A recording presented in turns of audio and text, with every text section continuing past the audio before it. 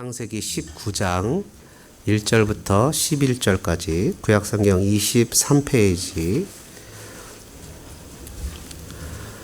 우리 함께 합독하겠습니다.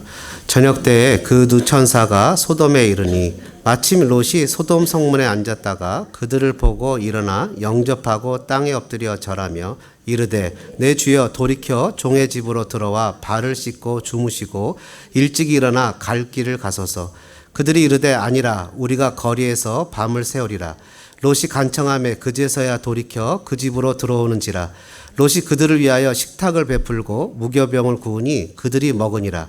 그들이 눕기 전에 그 성사람 곧 소돔 백성들이 노소를 막론하고 원근에서 다 모여 그 집을 에워싸고 롯을 부르고 그에게 이르되 오늘 밤에 내게 온 사람들이 어디 있느냐 이끌어내라. 우리가 그들을 상관하리라. 롯이 문 밖에 무리에게로 나가서 뒤로 문을 닫고 이르되 청하노니 내 형제들아 이런 악을 행하지 말라. 내게 남자를 가까이 하지 아니한 두 딸이 있노라. 청하건대 내가 그들을 너희에게로 이끌어내리니 너희 눈에 좋을 대로 그들에게 행하고 이 사람들은 내 집에 들어왔은즉 이 사람들에게는 아무 일도 저지르지 말라. 그들이 이르되 너는 물러나라. 또 이르되 이자가 들어와서 거류하면서 우리의 법관이 되려 하는도다. 이제 우리가 그들보다 너를 더 헤아리라 하고 롯을 밀치며 가까이 가서 그 문을 부수려고 하는지라.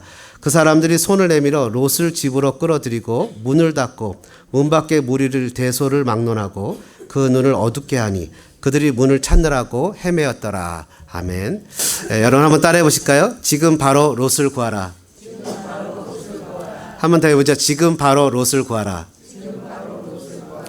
여러분 신앙이라는 것은 하나님 우리에게 말씀으로 알려주시죠. 리빌레이션, 계시한다라고 표현합니다. 하나님 우리에게 알려주신 거에 대해서 우리가 리스판스하는 것을 신앙이다 이렇게 표현을 합니다. 하나님이 말씀하신 것을 신앙이라고 표현하는데 그렇기 때문에 신앙은 관념이나 생각이나 어떤 그 논쟁이 아니라 신앙은 액션입니다. 왜냐하면 하나님이 우리에게 말씀하신 거에 대해서 반응해서 우리 스스로를 설득하는 겁니다. 그래서 내 과거의 경험이나 내 과거의 생각이나 아니면 내가 갖고 있었던 오피니언, 의견들을 하나님의 말씀 앞에 나를 설득해서 내 감정을 이기고 내 생각을 이기고 하나님의 뜻을 따라가는 것을 신앙이라고 표현합니다. 그래서 내 생각에는 여지껏 이렇게 살아왔는데 말씀을 들으니까 하나님이 계시하신 리빌레이션, 하나님의 말씀을 들으니까 그 말씀에 리스판스 반응을 하는 겁니다. 내 스스로를 펄슈에도 설득해서 그 말씀을 따라가는 것을 신앙이다 이렇게 표현합니다. 그래서 예수님이 나를 따라오려거든 이라고 표현하시면서 자기를 부인하라고 얘기하셨죠. 자기를 부인하는 것은 말씀으로 나를 복종시켜서 주님 기뻐하시는 길을 걸어가는 것인데 성경은 이것을 십자가의 길이다 이렇게 표현합니다. 예수님을 믿고 따르는 길은 매일매일 스트러글이 일어납니다. 매일매일 싸움이 일어나요. 그래서 바울은 뭐라고 표현했냐면 나는 매일 나를 쳐서 복종시킨다. 그리고 나는 매일 죽노라. 이렇게 얘기를 했습니다. 그래서 신앙이라는 건 늘 마음속에서 이렇게 스트러글이 일어나는 겁니다. 그래서 그 가운데서 내 스스로를 설득하는 겁니다. 하나님의 말씀으로 자꾸 펄슈에이드를 하는 거예요. 그를 나를 하나님께로 이끌어가는 겁니다. 여러분 그런데 우리들 주변에 보면요. 하나님의 말씀도 알아요. 그죠? 그리고 하나님의 뜻대로 살아야 된다는 것도 알아요. 쉽게 얘기하면 정답을 알아요. 근데 정답대로 살지 못하는 경우가 너무 많잖아요. 그죠? 저나 여러분이나 정답대로 살지 못하는 경우가 많은데 오늘 본문에 나오는 롯이라는 사람이 뭔가 정답대로 살지 못하는 어설픈 신앙인을 대표하는 사람 같습니다.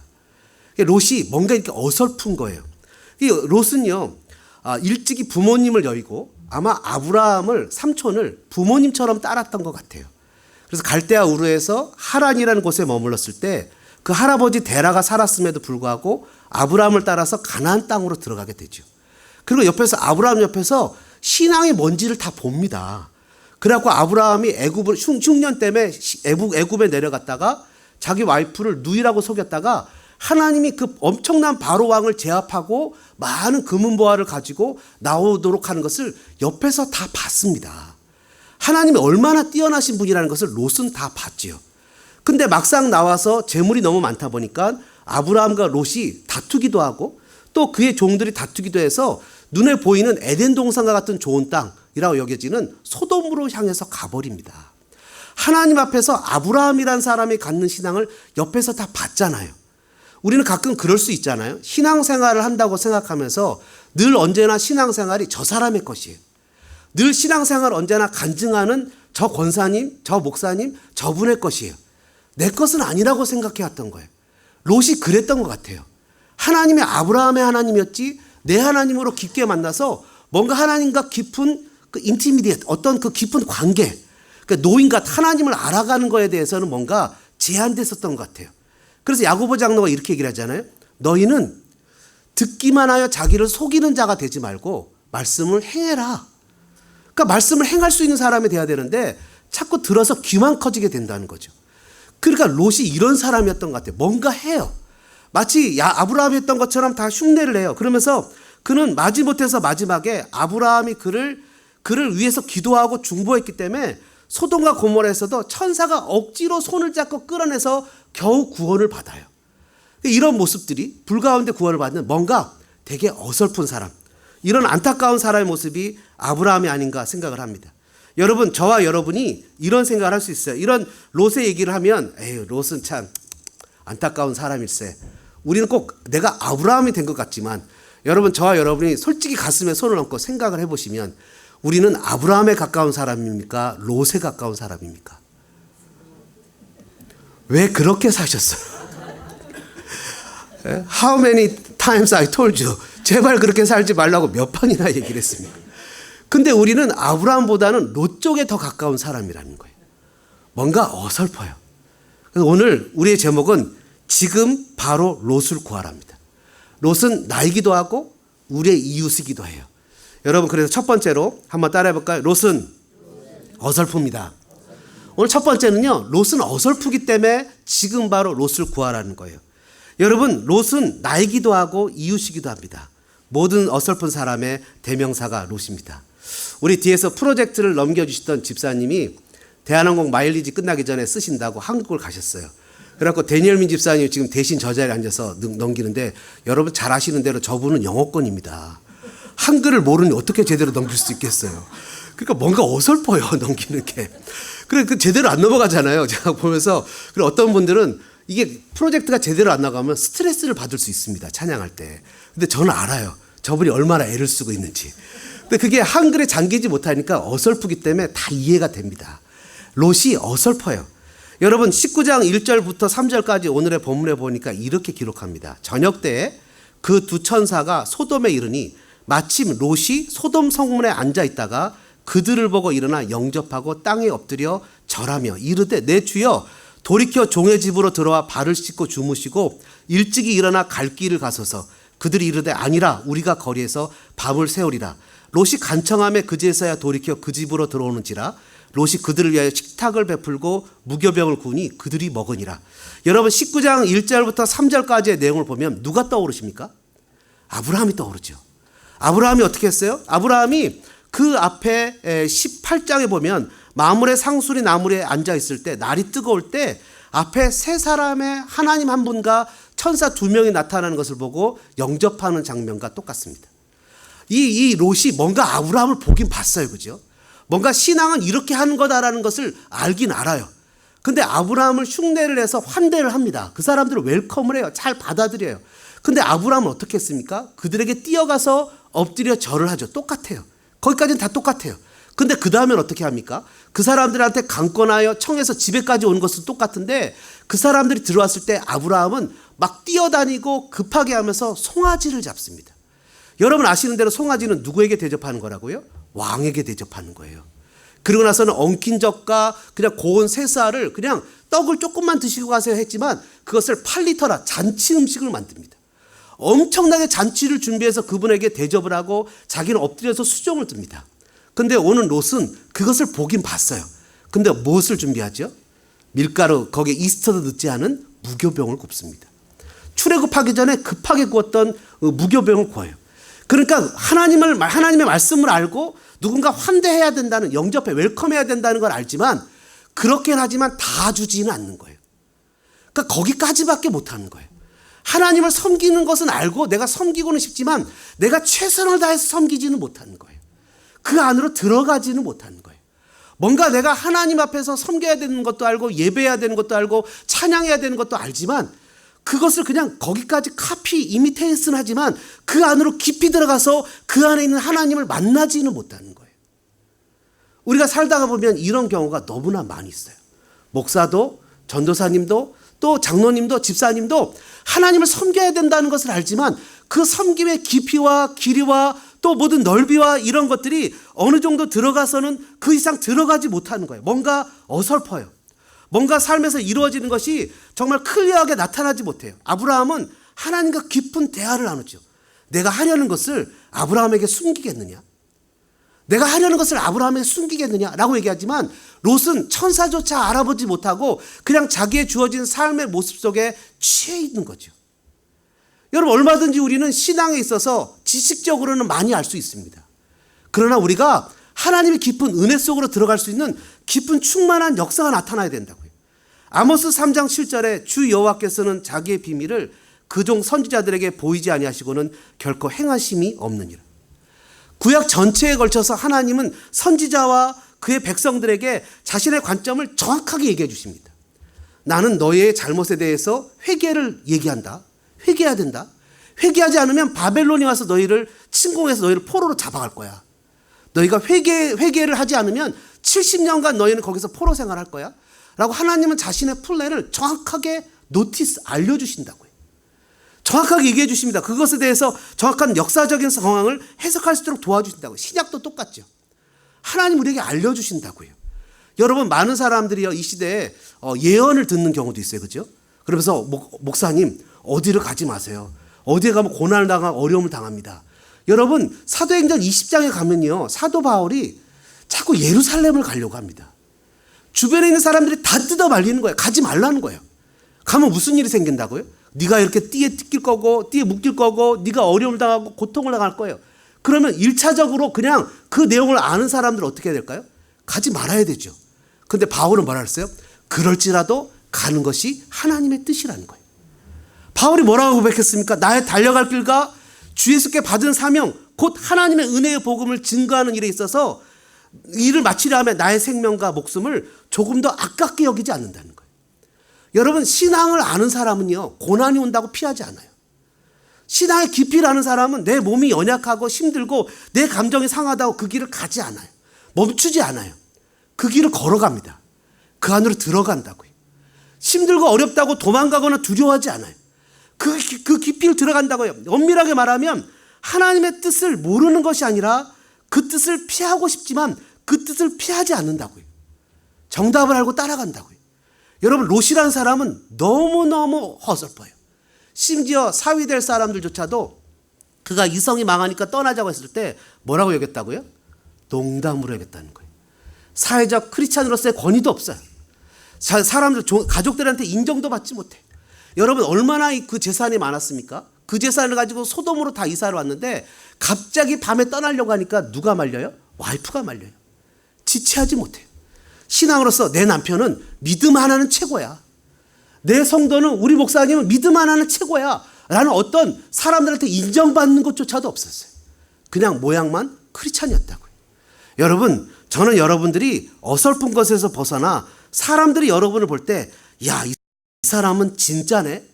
라는 말이 나오는 축복이 있기를 주님의 이름으로 축원합니다. 한번 따라해 보시죠. 의인은 없나니 하나도 없다. 여러분, 의인은 없나니 하나도 없다라는 겁니다. 여러분 잘 아시는 대로 이 소돔에 대해서 하나님이 아브라함에게 이야기하시는 장면이 그 앞에 18장에 나옵니다. 하나님이 아브라함이 하나님께 이렇게 얘기합니다. 하나님, 23절에 의인과 악인을 함께 멸하시는 분입니까? 하나님은 저스티스, 의인이시잖아요. 라이처니스, 의인을 하나님 구원하시는 분이잖아요. 그 소돔성에 50명의 의인이 있으면 하나님 멸망시키지 않으실 거죠? 내가 그렇게 하겠다. 보니까 50명이 없어요. 40명, 30명, 20명, 10명까지. 그리고 나서는요, 아브라함이 너무 괴로운 마음으로 19장에 보면 아브라함이 매일 그 소돔성을 바라보고 기도하는 것을 알 수 있습니다. 그것은 의인이 1도 없었어요. 하나도 없었어요. 여러분, 그 조카 롯은 의인이었잖아요. 근데 조카 롯도 의인이었습니까? 아니에요.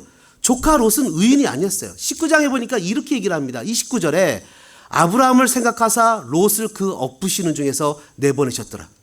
여러분, 세상에는요 의인이 없습니다. 4절과 9절까지의 내용을 같이 보면 이렇게 얘기합니다. 4절에 그들이 눕기 전에 그 성사람 곧 소돔 백성이 노소를 막론하고, 노소라고 표현했죠. 영어 성경에 보시면 이 사람들이 young and old예요. 그렇죠? young and old. 젊은 사람이나 나이 든 사람이나 누구나 할 것 없이 surrounded the house. 이 집을 both 다 같이 둘러쌌어요. 그리고 5절에 뭐라 그래요? 롯을 부르고 이 사람들을 끌어내라. 내가 그들을 상관하리라. 영어 성경에 보면 뭐라고 표현했습니까? That we can have sex with them. 남자가 남자를 동성애를 강간하겠다는 거예요. 그러니까 기가 막히죠? 근데 이것이 어린아이부터 어른애들까지 누구나가 다 그 당시에 소돔의 문화였다는 거예요. 소돔의 인문화가 가득 찼다는 거예요. 그래서 이 문화 속에서 살았다는 거죠. 여러분, 그러면서 뭐라고 또 표현합니까? 7절에 롯이 이런 악을 행하지 말라. 그러면서 롯이 이렇게 얘기해요. 8절에 남자를 가까이 하지 않은 내 두 딸이 있는데 그 두 딸을 줄 테니까 그 두 딸에게 너희들이 원하는 대로 해라. 또 롯도요 말도 안 되는 짓거리를 합니다. 세상에 있을 수 없는 이야기를 하고 있는 거 아닙니까?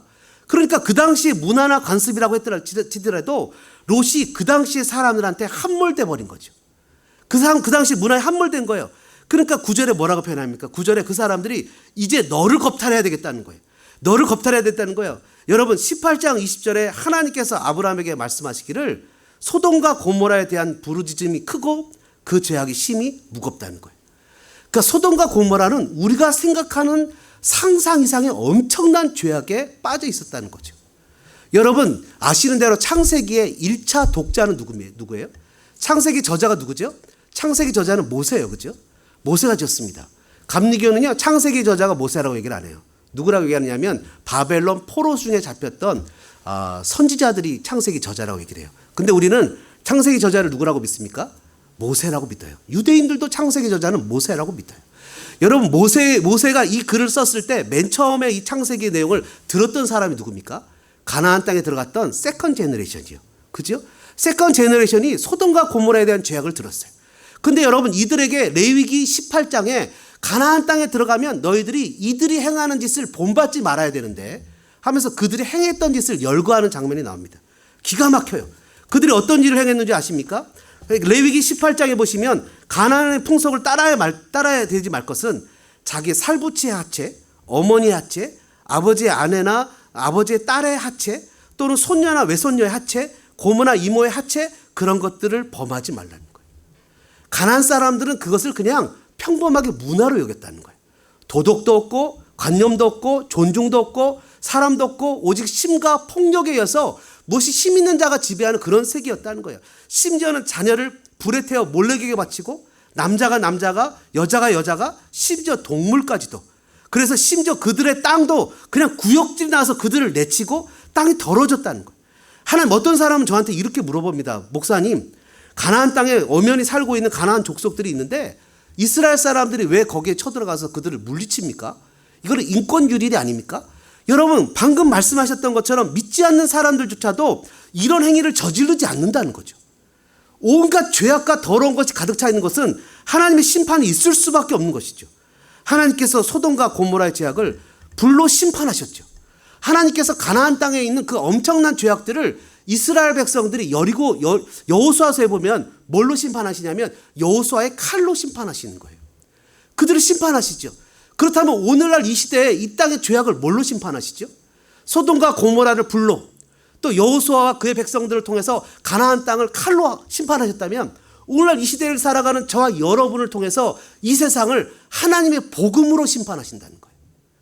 하나님 우리에게 주신 십자가의 복음으로 그 십자가를 믿는 자는 영원한 구원을 받을 것이고 십자가를 믿지 않는 자는 저 영원한 지옥불의 고통을 당한다는 복음으로 하나님이 심판하신다는 거예요.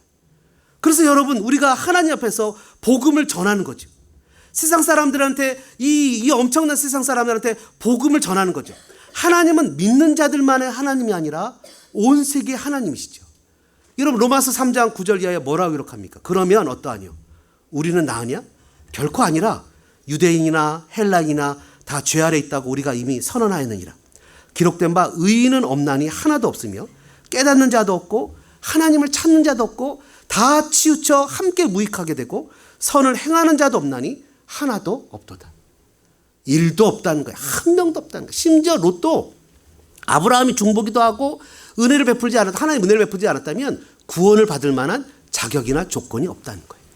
겨우 끌어내서 탈출시켜서 하나님이 가자고 하는 대로 못 가고 저 소 아래 머물겠다고 해서 소 아래 머물다가 소 아래 있는 사람들이 두려우니까 산으로 도망갔다가 여러분 술에 취해서 두 딸이 민족을 번성시키기 위해서 자기 아버지와 동침하는 죄를 저지르게 되잖아요.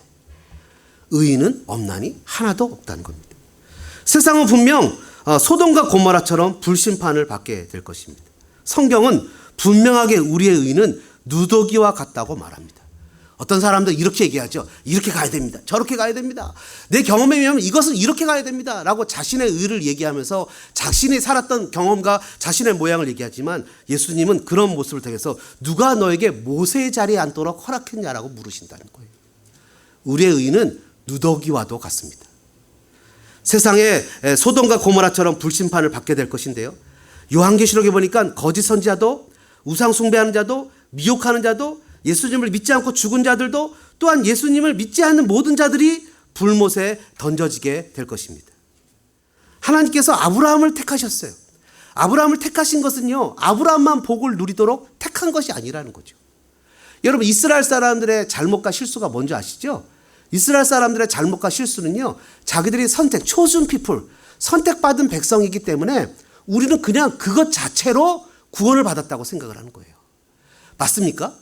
여러분, 요즘에 한참 나타나는 신학사상 중에 하나가 뭐냐면 이스라엘 사람들은 chosen people, 구원받은 선택받은 백성이기 때문에 예수님의 십자가가 없이도 그냥 그 사람들은 잘못해도 하나님 다 잘못했어요 하면 구원받는다고 주장하는 사람들이 있어요.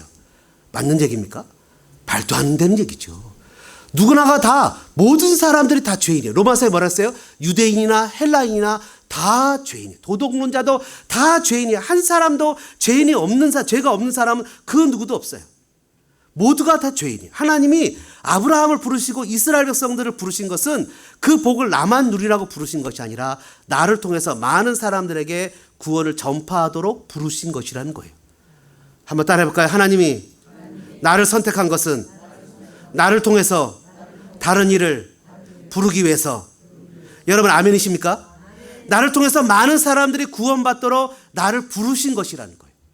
나를 통해서 하나님의 백성들을 부르시도록, 구원하시도록 부르셨다는 거예요. 예수님은 제자들에게 뭐라고 얘기했죠? 강권하여 내 집을 채우라. 세상에 의인은 하나도 없습니다. 하나님의 진노로 멸망할 수많은 사람들이 지옥을 향해서 달려가고 있습니다. 여러분, 구원의 길은 오직 예수님을 믿는 길밖에 없습니다. 소돔과 고모라를 멸하기 위해서 온 천사들에게 롯은 내게 속한 천사들이 롯에게 내게 속한 자들을 다 성 밖으로 이끌어내라 그랬습니다. 여러분, 14절에 보니까 뭐라고 표현합니까? 롯이 얘기를 했을 때 너희는 일어나 이곳을 떠나라 했을 때 뭐라고 그들이 대답했어요? 사회들은 농담으로 여겼다고 얘기합니다. 여러분, 성경은요, 하나님의 말씀을 이렇게 가볍게 여기는 것을, 하나님을 또 그 말을 전하는 사람을 저주하는 것으로 취급합니다. 이게 무슨 말씀인지 아십니까? 하나님의 말씀을 무겁게 받고 하나님의 말씀에 대해서 정말 그러한가 고민하고 하나님의 말씀에 대해서 정말 두렵고 떨리는 마음으로 받아야 되는데 그 말씀에 대해서 그냥 그러한가? 그렇게 생각하고 그냥 지나가는. 여러분, 그래서 하나님의 말씀은요, 수많은 홍수 속에서 수없이 말씀을 듣고 그 말씀을 행하지 못하고 기만 키우는 것은 결코 좋은 방법이 아니에요. 주일날 전해진 하나님 말씀을 듣고 또 듣고 듣고 또 들으면서 저 말씀이 정말 그런가? 나는 이 말씀을 통해서 무엇을 고쳐야 되는가? 내가 이 말씀 속에서 무엇을 하나님 앞에 고치고 새로워져야 되는가? 라고 고민하는 것이 정말 중요한 것이에요. 여러분, 소돔왕이 아브라함을 축복하지 못했어요. 그는 아브라함을 함부로 여겼을 때 하나님께서 소돔의 멸망을 이미 예고하셨어요. 근데 멜기세덱은 아브라함에게 복을 줬어요. 그리고 아브라함을 축복했어요. 그가 시편 110편에 기록된 대로 영원한 제사장의 반차를 쫓게 되었고 시브리서 13장에 나오는 대로 12장인가요? 나오는 시브리서에 나오는 대로 그의 후손으로 말미암아 바로 예수님이 오시는 축복을 받게 됐어요. 영원한 제사장 그룹이 되었죠. 여러분, 하나님의 말씀을 귀하게 여겨야 돼요. 그것을 정말 귀하게 여겨서 하나님이 나한테 이 말씀을 주셨는데, 여러분, 사도 바울이 뭐라고 부릅니까? 한번 따라해 볼까요? 나는 빚진 자다. 다시 한번 해보죠. 나는 빚진 자다. 여러분한테 지갑 내놓으라 그럴까 봐 따라하질 않아요. 빚진 자다 그랬더니. 여러분, 다시 한번 해요. 나는 빚진 자다. 왜 빚진 자죠? 제가요, 여기 있는 그 찰리로 바꾼 찰리? 데니스에서 찰리로 바꿨어요, 이번에. 예. 찰리한테 제가 이렇게 줬어요. 이거 저기 뒤에 있는 선생님 갖다 주라고. 근데 찰리는 이거를 너무 바빠서 못 갖다 주는 거예요. 마음에 늘 빚진 마음이 드는 거예요. 갖다 줘야 되는데. 하나님 우리에게 천하 생명을 살리는 복음을 줬어요. 이걸 너 전해야 된다. 갖다 줘야 된다. 옆집 사람에게 줘야 된다. 이웃에게 전해야 된다. 마음에 빚진 마음이 드는 거 줘야 되는데. 이거 줘야 되는데. 여러분, 하나님의 말씀을 가볍게 여겨서는 안 됩니다. 주님의 말씀을, 주님의 복음을 이 세상에 모두 다 멸망받을 수 없는 존재라는 것을 기억하고 복음을 전할 수 있는 저와 여러분 되어지기를 주님의 이름으로 축복합니다. 마지막 세 번째로요. 지금 즉시 롯을 구하라. 한번 따라해 보실까요? 손을 내밀어 롯을 집으로 끌어들여야 합니다. 여러분 10절 말씀을 같이 한번 읽어볼까요? 그 사람들이 손을 내밀어 롯을 집으로 끌어들이고 문을 닫고 문 밖의 무리를 대소를 막론하고 그 눈을 어둡게 하니 그들이 문을 찾느라고 헤매었더라. 여러분 손을 내밀어 그들을 끌어들였다는 거예요. 롯이 천사들을 지키려고 하죠. 자기가 나갑니다. 그 문을 뒤로 하고 딱 막아요. 그러고 나서는 그 사람들한테 형제들아 이런 악을 저질러서는 안 된다 라고 얘기하지만 그 폭도들을 잠재우지 못합니다. 그리고 롯을 폭력을 휘두르고 문을 부수려고 할 때 이 천사들이 롯을 붙잡고 안으로 끌어들입니다. 그리고는 그 사람들의 눈을 어둡게 만들죠. 근데 기가 막힌 건 그렇게 눈이 어두워졌으면 어떻게 해야 될까요? 얼른 회개하든지 자기 집으로 돌아가야 될 텐데 눈이 어두웠음에도 불구하고 그들이 어떻게든지 문을 부수거나 롯을 잡기 위해서 헤매는 장면이 성경에 기록되어 있습니다. 그러니까 이 사람들이 심판받는 건 결국 자기들이 스스로 자초한 것이죠. 여러분 하나님께서 이들을 어떻게 합니까? 바로 위기의 순간에 처했을 때 천사들이 그들을 구원했어요. 노아가 손을 내밀어 방주 안으로 비둘기를 받아들였던 것과 같이 똑같은 단어가 쓰여졌거든요. 마찬가지로 이 천사들이 손을 내밀어 이 롯을 집 안으로 끌어들였다는 거죠. 이 천사가 손을 내밀어 이 롯을 끌어들인 것처럼 저와 여러분이 손을 내밀어 오늘 이 시대의 롯을 주님의 구원 안으로 끌어들이는 놀라운 역사가 있기를 주님의 이름으로 축복합니다. 그런 역사가 우리의 삶 가운데 있어야 된다는 거예요.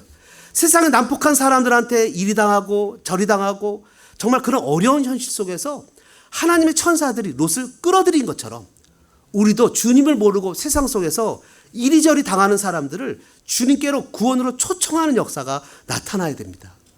여러분 이것이 하나님이 우리에게 주신 명령입니다. 이것은 선택이 아니에요. 이것은 우리의 초이스가 아닙니다. 이것은 오블리게이션, 명령이에요. 여러분 대학교 1학년에 딱 들어가게 되면 학생들이 반드시 오블리게이션이죠. 기숙사에 들어가도록 되어 있어요. 아주 특별한 경우를 제외하고. 왜냐하면 학교 생활을 익히기 위해서요.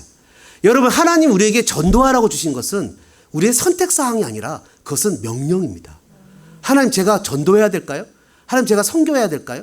하나님 제가 가야 될까요? 말아야 될까는 기도의 내용이 아니라 가야 되는 겁니다. 여러분 하나님이 우리를 이 땅에 보내신 것은 하나님의 은혜 가운데 우리에게 할 수 있도록 이 일을 허락하신 겁니다. 마가복음 3장에 보면요. 예수님이 안식일 날 한 손 마른 사람을 고치는 장면이 나옵니다. 바리새인과 헤롯 당들이 예수님을 쳐다봅니다. 고소할 조건을 찾기 위해서죠. 예수님이 굳이 그날 고치지 않아도 돼요. 근데 그들이 보는 앞에서 이 손 마른 사람을 한가운데 서게 하십니다. 많은 사람들 다 보라고. 안식일 날. 그리고 나서는 네 손을 내밀라고 얘기하십니다. 여러분 이 손은 어떤 손이에요? 사람들한테 부끄러워서 숨기고 다녔던 손이에요. 나의 약점이에요. 내가 갖고 있는 결핍이에요. 내가 이것 때문에 하나님 이것만 고쳐주면 내가 하나님 잘할 텐데요 라고 얘기했던 거예요. 이것만 고쳐주면 내가 하나님 잘 섬길 수 있을 텐데요 라고 얘기했던 거예요. 근데 하나님은 그 결핍을 내밀래요. 그 결핍을 주님 앞에 내밀었을 때 어떤 역사가 나타났습니까? 그 손이 고쳐졌어요. 여러분 하나님은 우리에게 오늘 본문 19장 10절에 손을 내밀라고 얘기합니다. 손을 내밀어서 주변에 있는 사람들을 끌어오라고 얘기를 합니다. 여러분 2019년도에 살면서 단 한 명도 전도하지 못했다면 주님이 우리를 얼마나 책망하시겠어요. 우리에게 그 귀한 생명을 주시고 그 귀한 물질을 주시고 그 귀한 시간을 주시고 그 귀한 삶을 주셨는데 주님 우리에게 복음, 위트니스, 증인되라고 우리에게 사명 주셨는데 그 사명 감당하지 못하고 좀 더 깊게 하나님을 섬기고 좀 더 깊게 하나님을 예배하지 못하고 그냥 내 몸 조금 불편한 것 때문에 그냥 내 조금 유익을 위해서 그 하나님을 예배하고 헌신하는 일에 마다하고 주저하고 몸을 움츠리고 하는 것을 통해서 하나님 우리에게 대해서 뭐라고 얘기하시겠어요? 손을 내밀어라. 거기서 멈추지 마라. 더 들어가야 된다. 거기에 있다가는 어설픈 롯처럼 정말 부끄러운 구원을 걷게 된다. 여러분, 아브라함으로 인해 롯이 구원을 받은 것처럼 여러분과 여러분을 인해서 여러분의 가족이, 여러분 한 명을 통해서 여러분의 이웃이, 동료가 여러분의 손을 내밀므로 말미암아 구원을 받는 역사가 나타나기를 주님의 이름으로 축원합니다. 누가복음 14장 15절 이에 보면 예수님이 큰 잔치를 베푼 어떤 부자의 비유를 통해서 하나님께서 풍성한 구원의 잔치를 베풀고 사람들을 기다리고 계시는 것에 대해서 비유로 얘기하십니다. 엄청난 잔치를 베풀었지만 어떤 사람은 나는 밭을 사야 돼서 일을 해야 된다고, 어떤 사람은 나는 소를 사서 길들여야 한다고, 어떤 사람은 나는 장가를 갔기 때문에 와이프를 두고 갈 수 없다고, 하나님 나는 이래서 저래서 나는 이 일에 대해서 협조할 수 없다고. 화가 난 주인이 빨리 시내와 거리와 골목으로 나가서 가난한 사람, 몸에 불편한 사람, 한손 마른 사람과 같은 맥인과 장애자들을 모두 데려와서 그들로 이 집을 채우라고. 그래도 제 집이 채워지지 않으니까 주님이 뭐라고 명하십니까? 길과 산으로 나가서 사람을 강간하여 데려다가 내 집을 채우라고. 사람이 많은 사람이 많은 읍내와 도시로 가지 않고 왜 길과 산으로 가라고 했을까요? 그것은 하나님께 순종하며 가면 하나님이 그 모든 것들을 책임지고 기적을 베풀어 주신다는 거죠. 여러분, 이민의 삶이 어렵습니까? 그러면 전도하십시오. 여러분, 사람과의 관계 속에서 여러분이 힘들고 어려운 부분이 있습니까? 그러면 전도하십시오. 여러분, 소망교회로 안 데려와도 됩니다. 여러분 삶에서 재정적으로 어렵고 힘든 일을 당하는 일이 있습니까? 그렇다면 프레즈너로 올라가십시오. 여러분 신분의 삶의 모습에서 하나님이 풀어주지 않는 안타까움이 있습니까? 그렇다면 여러분이 선교의 현장에 여러분의 발을 담그십시오. 어설픈 롯처럼 그냥 마지못해서 이리 끌려가고 저리 끌려가는 사람이 아니라 정말 하나님 앞에서 깊이 있게 아브라함처럼 잠겨 하나님 앞에서 신앙생활할 수 있는 믿음의 사람들 되어지시는 놀라운 축복이 저와 여러분에게 있기를 주님의 이름으로 축원합니다. 이 시간에 같이 한번 기도하는 시간을 갖겠습니다. 하나님, 제가 생각해도 저는 아브라함 쪽이 아니라 롯 쪽인 것 같아요.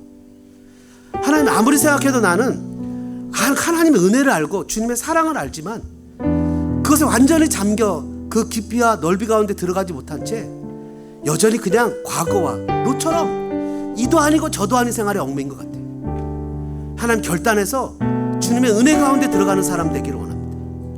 하나님, 결단해서 전도 현장에 마른 손을, 나의 약점을, 나의 잘못을 내밀기를 원합니다. 하나님, 축복을 원하지만 축복을 받지 못하고, 하나님 주님의 놀라우신 사랑을 원하지만 사랑을 느끼지 못하고, 하나님 고침을 원하지만 고쳐지지 못하는 역사가 나타나고, 하나님 물질의 문제가 해결되고 신분의 문제가 해결되길 원하지만 해결되지 못하는 것은 롯처럼 어설프게 그냥 불 가운데 구원 얻는, 그래서 하나님 예비하신 축복이라는 것은 생각하지 못한 그저 목숨 하나 건진 것으로 많은.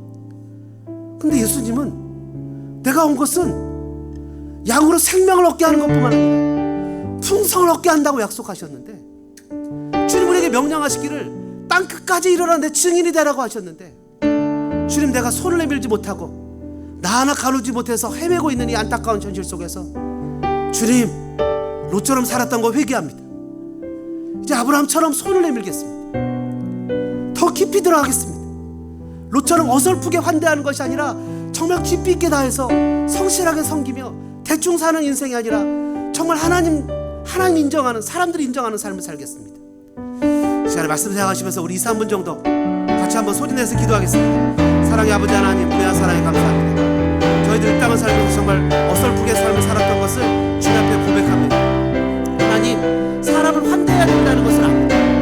예배해야 된다는 것은 압니다. 찬양해야 된다는 것은 압니다. 기도해야 된다는 것은 압니다. 하나님, 또 저희는 주님 앞에 헌신하며 나가야 된다는 것은 압니다. 그러나 롯처럼 어설프게 대충 어설프게 그냥 더 깊이 들어가지 못한 채 무늬만 흉내내는 그런 삶을 살고 있지는 않습니다. 주님, 정말 내 몸 하나 돌보느라고 하나님 앞에서 헌신하고 충성된 모습을 나타내지 못해서, 헌신하지 못해서 아버지 주님 앞에서 이리 핑계대고 저리 핑계대면서 주님 복음을 전하고 주님의 뜻을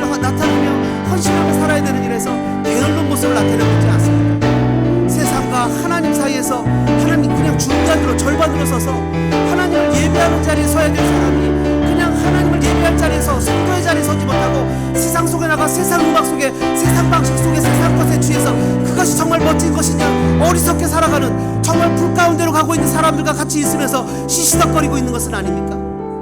하나님 아브라함의 조카 롯의 사이들처럼 농담으로 여기면서 정말 이 생명 되시는 주의 복음을 가볍게 여기는 삶을 살아가면서 결단하지 못한지 하나님 앞에 그렇게 적당하게 타협하고 적당하게 컴프로마이징하면서 대충 살아가는 것은 아닙니까? 하나님은 저 하늘 보좌를 버리고 이 땅에 내려오셔서 자신의 전부를 주시고 우리에게 우리의 목숨을 요구하시고 주님이 지신 십자가를 질 것을 요구하시고 주님을 따라오기를 요구하시는데 우리는 그냥 주님 앞에 주님 너무 이렇게 깊게 나한테 오지 마세요. 그냥 적당하게 이 정도에서 우리 타협하고 가죠 라고 얘기하면서 하나님 앞에 예수님 앞에 선을 긋고 있는 것은 아닙니다. 나를 위해서 그냥 나를 축복해달라고 하나님 내가 이것도 포기 못하고 저것도 포기 못하니까 그냥 이 상태로 나를 그냥 대신 축복만 해달라고 얘기하는 것은 아닙니다.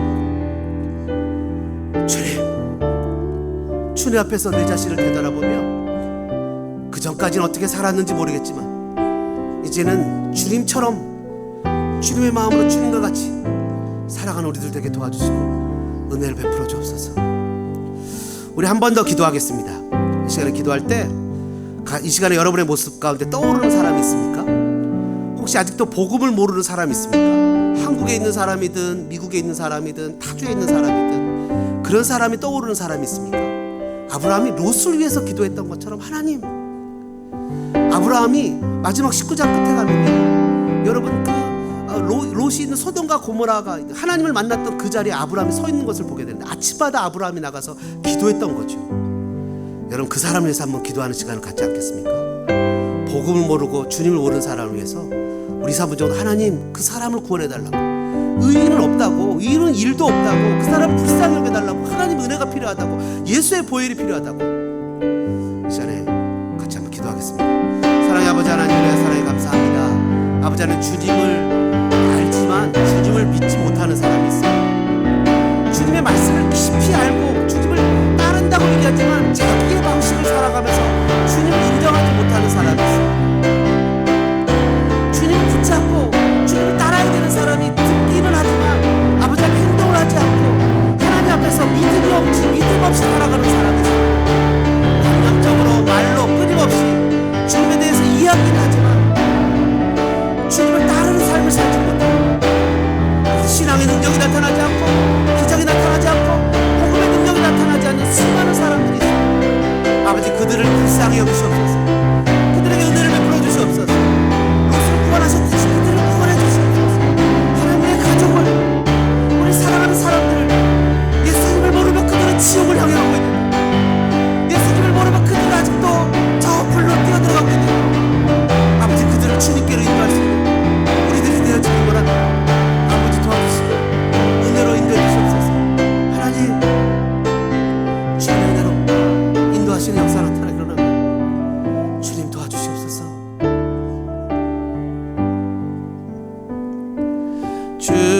주보여 날 정결케 하고 주보여 날 자유케 하니 주 앞에 나 예배하는 이 시간 나의 모든 것을 주께 드리네.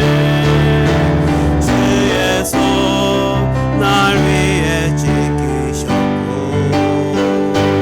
주의 발 날 위해 박히셨으니 이제는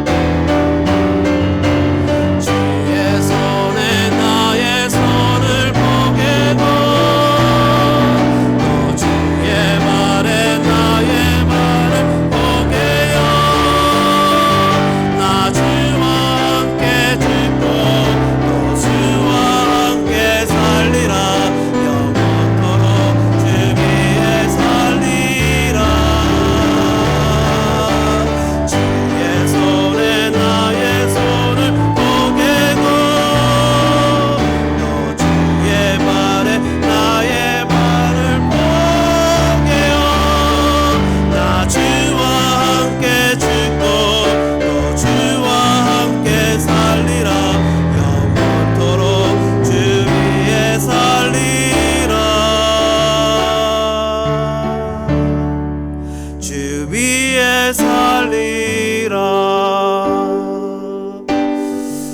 그렇습니다. 주님, 이곳에 있는 사랑하는 성도들을 주님의 이름으로 축복합니다. 하나님, 우리 힘으로는 이 세상을 승리하며 살 수 없습니다. 주님, 우리를 도와주옵소서.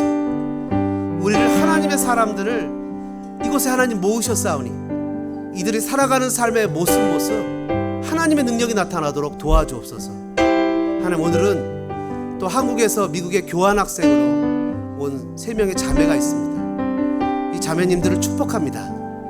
잘 배우게 도와주시고 미국을 마음껏 인조이하고 그 가운데 살아계신 주님을 더 깊이 만나 기쁜 마음으로 한국으로 돌아갈 수 있는 복된 자녀들 되게 축복하여 주옵소서.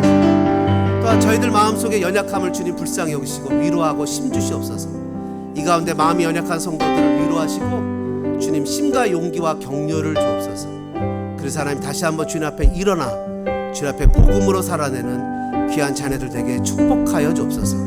사랑 많으신 예수님의 이름으로 간절히 기도드리오며 이제는 억만 죄악에서 우리를 구원해 주신 구주 예수 그리스도의 은혜와 하나님 우리 아버지의 무한하신 사랑하신가 성령님의 감동 감화 교통 역사하신 은혜가 이 시간 주님의 말씀을 듣고 이 땅을 전도하며 복음으로 살기로 다짐하는 사랑하는 자녀들 머리머리 위에 그 삶 위에 걸음 위에 우리 어린 자녀들 위에 이제로부터 영원토록 함께 있을지어다.